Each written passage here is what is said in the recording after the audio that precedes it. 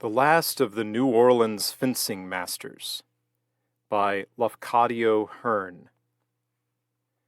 Perhaps there is no class of citizens of New Orleans, the Marseille of the Western world, about whom so little is generally known as our Spanish element. I do not refer to those numerous West Indian and foreign residents who speak Spanish, Cubans, Manila men, Mexicans, Venezuelans, natives of Honduras, etc., or even to our original Spanish Creoles, descendants of those colonists who have left us few traces of the ancient Spanish domination, besides a few solid specimens of Latin architecture and a few sonorous names by which certain streets and districts are still known. The old Spanish Creole families exist, indeed, but they have become indistinguishable from the French Creoles, whose language, manners, and customs they have adopted. The true Spanish element of modern New Orleans is represented by a community of European immigrants, who preserve among them the various customs and dialects of the mother country, and form an association of about 300 families. They are more numerous than the Greeks, more numerous than the Portuguese, who have a large benevolent association, but much fewer than the Italians and Sicilians. Yet, for various reasons, the Spaniards are less publicly visible than the other Latins. They live in the less frequented parts of the city. They pursue special callings and form special industrial organizations. They have their own trades unions, their own benevolent associations, their own priests, physicians, and lawyers, and before 1853, they formed an excellent militia corps, the Cazadores.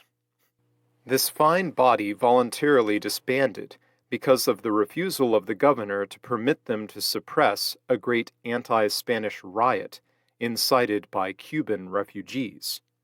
The governor wisely preferred to trust the work of suppression to the cooler-blooded and disinterested American militia, justly fearing the consequences of giving rein to the rage of the Spanish soldiery, mostly Asturians, Catalonians, and Biscayans.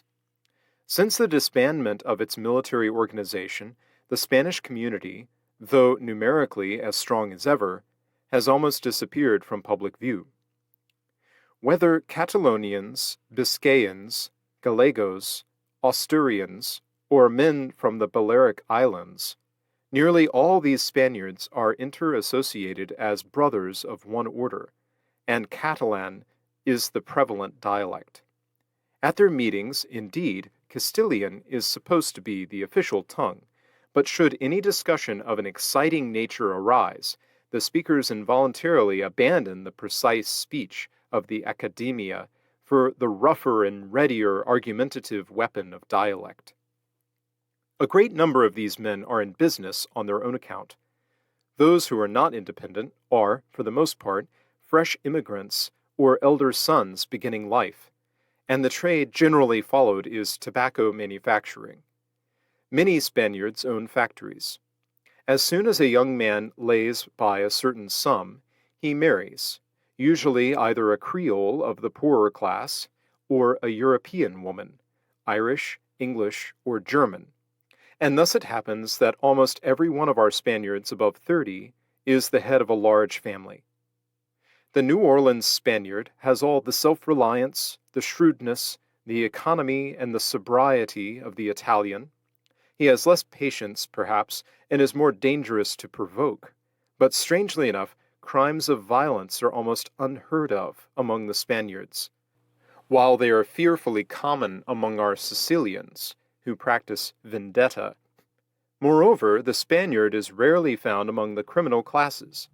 If he happens by some extraordinary chance to get into trouble, it is because he has used his knife or other weapon, not as a skulking assassin, but as an open enemy.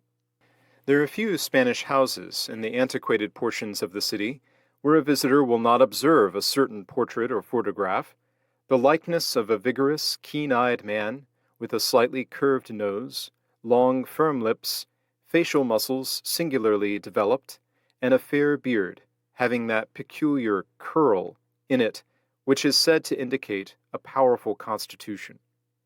The face is a very positive one, though not harsh, and the more you observe it, the more its expression pleases. If you should happen to visit a Spanish home in which the photograph is not visible, it is more than probable that it is treasured away in the armoire or somewhere else. It has become one of the Spanish penates. But a few years ago, it was an even more familiar object in Havana, perhaps also in far Madrid, and the Havanese soldiery, the voluntarios, the loyalists, the Spanish ladies, were eagerly purchasing copies at a rate of 2 pesos per copy. Thousands upon thousands were placed in Cuban parlors.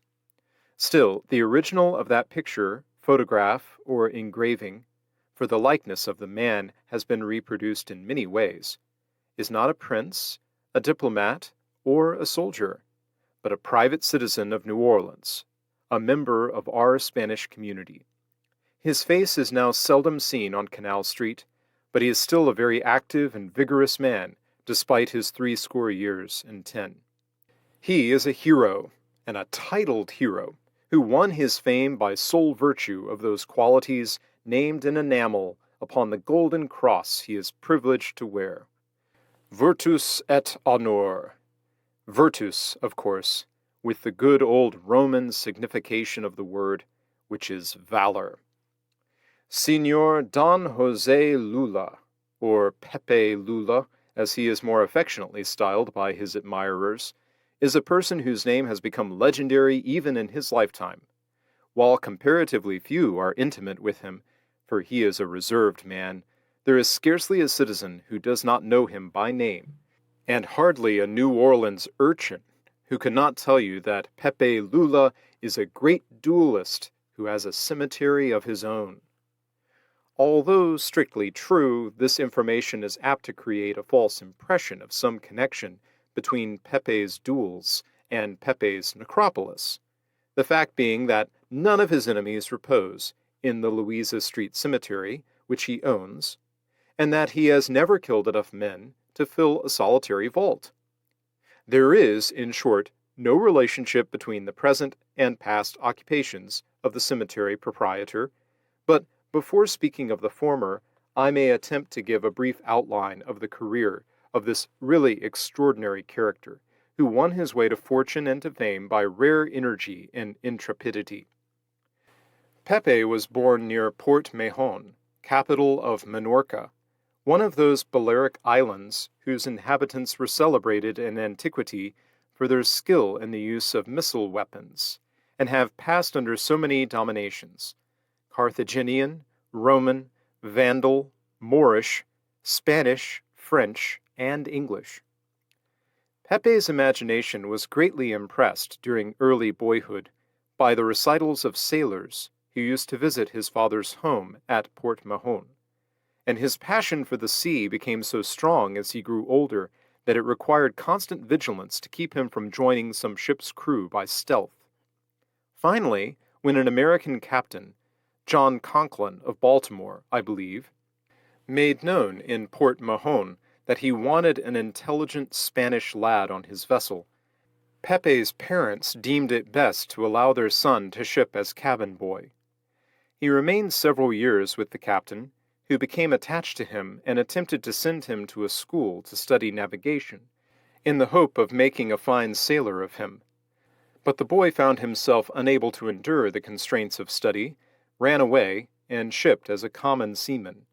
He went with whalers to the Antarctic zone, and with slavers to the West African coast, and after voyaging in all parts of the world, entered the service of some merchant company whose vessels plied between New Orleans and Havana.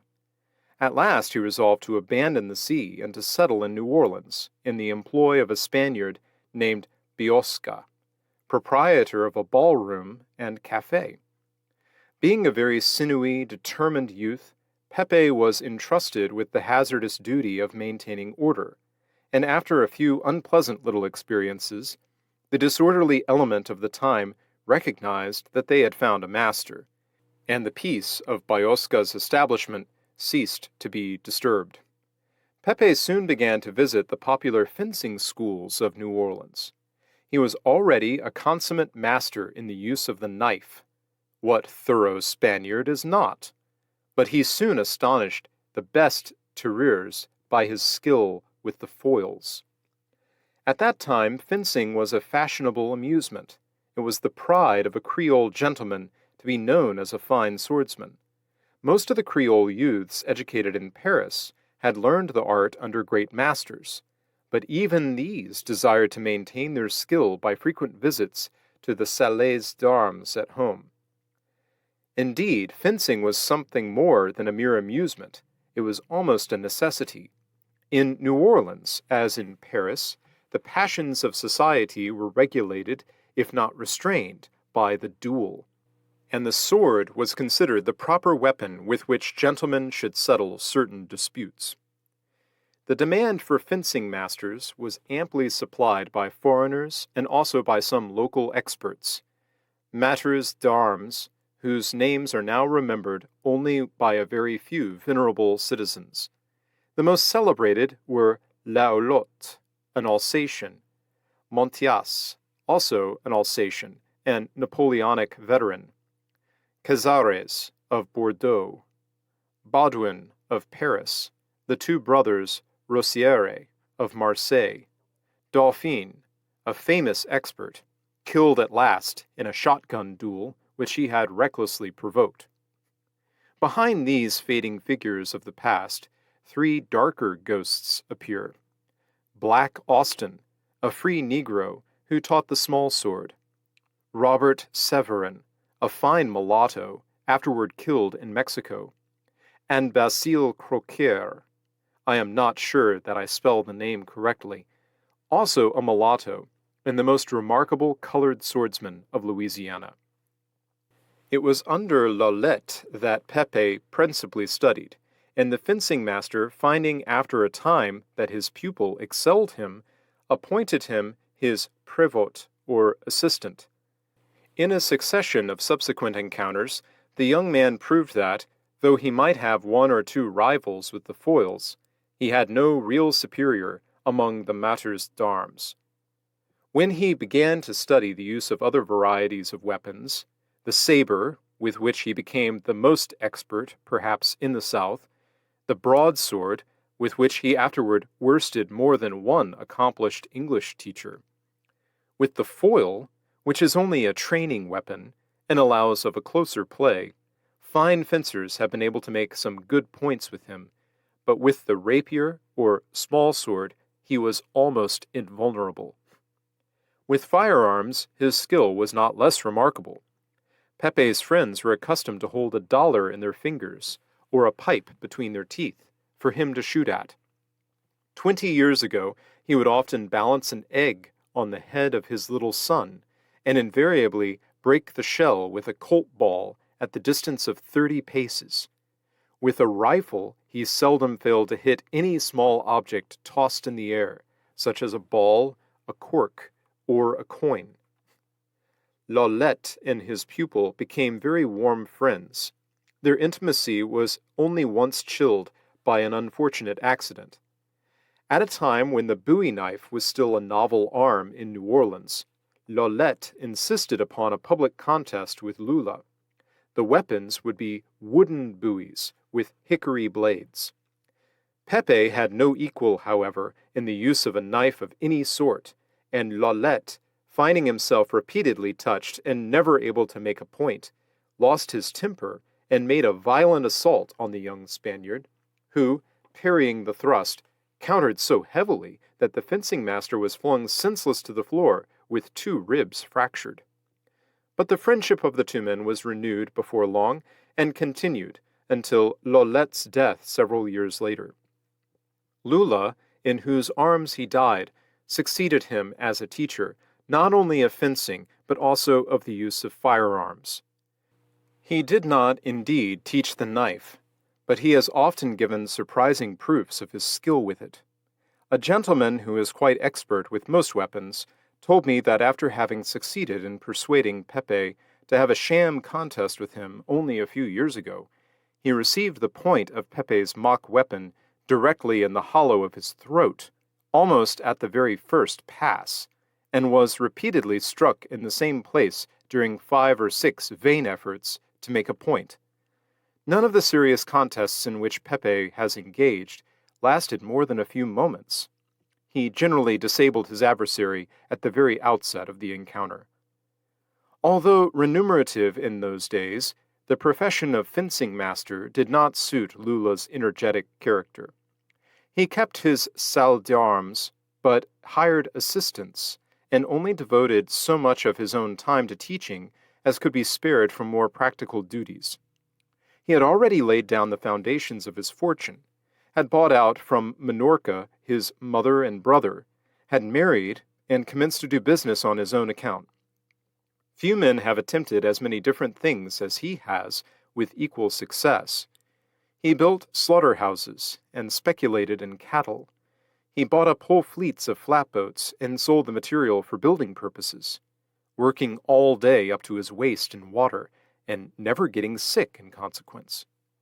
He bought land on the other side of the river and built cottages upon it. He built a regular Spanish bull ring and introduced bullfights. He bought a sawmill and made it pay, and finally purchased the Louisa Street cemeteries, after accumulating a capital of probably several $100,000. During the war, he remained faithful to the Union, declaring that he would not violate his oath of allegiance to the United States.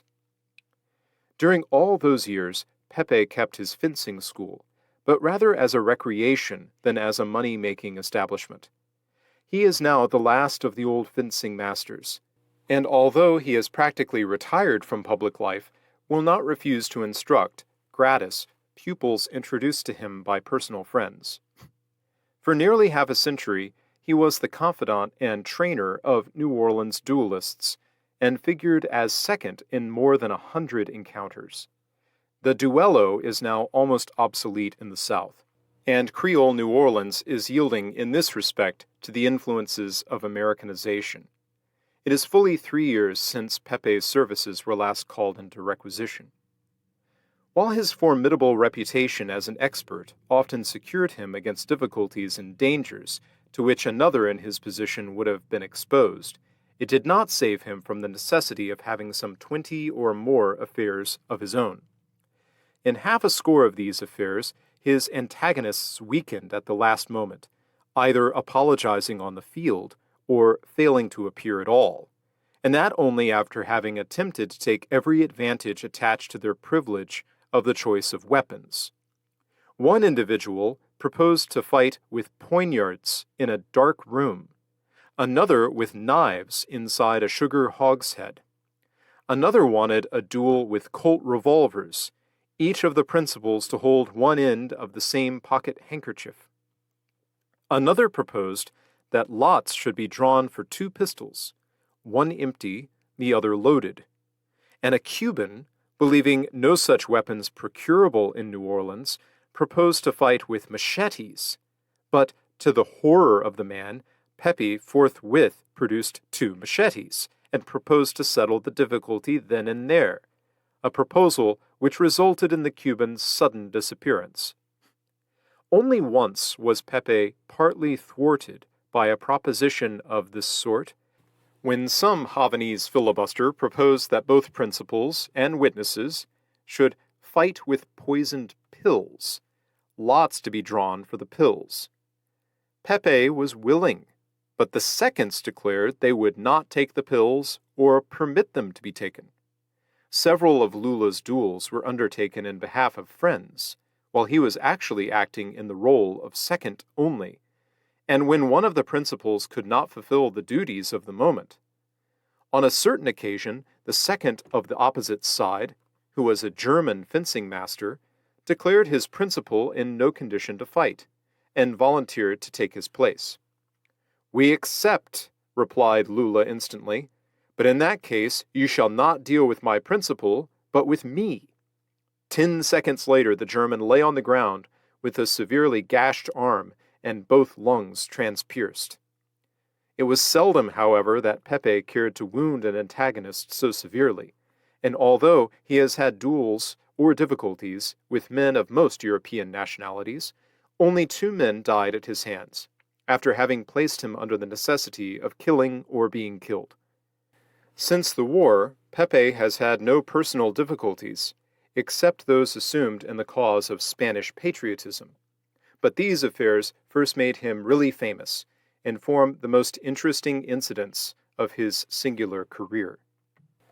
After long having been the headquarters of the Cuban filibusters, New Orleans was violently convulsed in 1853 by the fate of the Lopez expedition, and serious outbreaks occurred, for the results of which the Spanish government subsequently demanded and obtained satisfaction from the United States.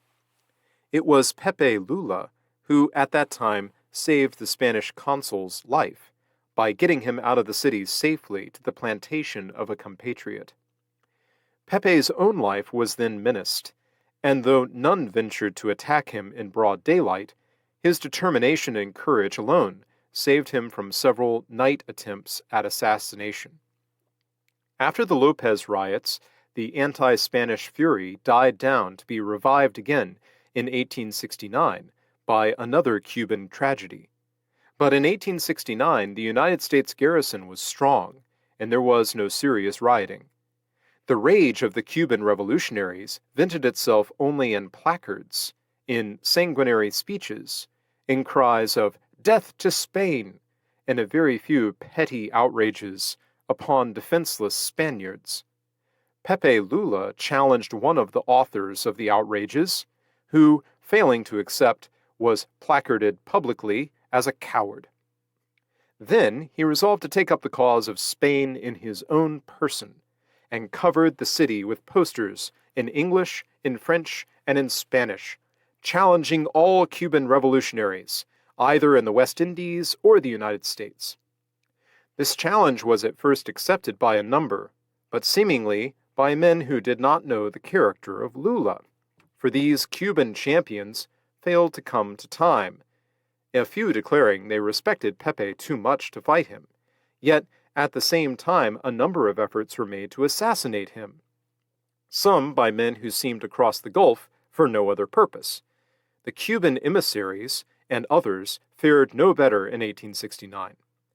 Two men who concealed themselves in the cemetery at dusk were unexpectedly confronted with Pepe's pistols and ordered to run for their lives, which they proceeded to do most expeditiously, leaping over tombs and climbing over walls in their panic. Another party of ruffians met the Spaniard at his own door in the middle of the night and were ingloriously routed. Once more, hearing that a crowd of rowdies were collecting in the neighborhood after dark with the intention of proceeding to his house, Lula went out and attacked them single-handed, scattering them in all directions. At last, the Cubans found a champion to oppose the redoubtable Pepe, an Austrian, an ex-officer who had entered the Cuban Revolutionary Service, a soldier of fortune, but a decidedly brave and resolute man. He was a good swordsman, but considering the formidable reputation of his antagonist, chose the pistol as a weapon more likely to equalize the disparity between the two men. The conditions were 30 paces, to advance and fire at will. When the word of command was given, the Spaniard remained motionless as a statue, his face turned away from his antagonist, while the Austrian, reserving his fire, advanced upon him with measured strides. When within a short distance of Lula, he raised his arm to fire. At that instant the Spaniard, wheeling suddenly, shot him through both lungs. The Austrian was picked up, still breathing, and lingered some months before he died. His fate probably deterred others from following his example, as the Cubans found no second champion. The spectacle of a solitary man thus defying the whole Cuban Revolution, bidding all enemies of Spain to fight or hold their peace, evoked ardent enthusiasm both among the loyalists of Cuba and the Spaniards of New Orleans. Pepe soon found himself surrounded by strong sympathizers, ready to champion the same cause, and telegrams began to pour in from Spaniards in Cuba and elsewhere. Letters of congratulations also, and salutations from grandees. Such telegrams came fluttering in daily like Havanese butterflies, and solicitations for Pepe's photograph were made and acceded to, and pictures of him were sold by thousands in the streets of the great West Indian city.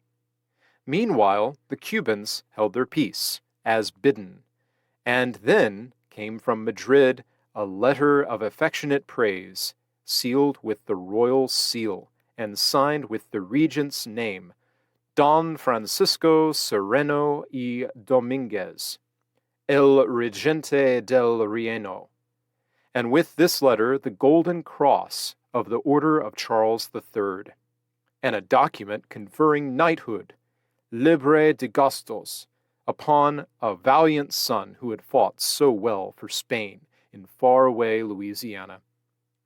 But I have yet to mention the most exquisite honor of all. Trust the Spanish heart to devise a worthy reward for what it loves and admires. From Havana came one day a dainty portrait of Pepe Lula, worked seemingly in silk, and surrounded by what appeared to be a wreath of laurels in the same black silk, and underneath, in black letters upon a gold ground, the following honorific inscription: A Don José Lula, decidido sostenedor de la honra nacional entre los traidores de New Orleans. But that woven black silk was the silk of woman's hair, the lustrous hair of Spanish ladies who had cut off their tresses to wreathe his portrait with. It hangs in the old man's parlor near the portrait of his dead son, the handsome boy who graduated at West Point with honors. And when I beheld it and understood it, the delicious grace of that gift touched me like the discovery of some new and unsuspected beauty in human nature.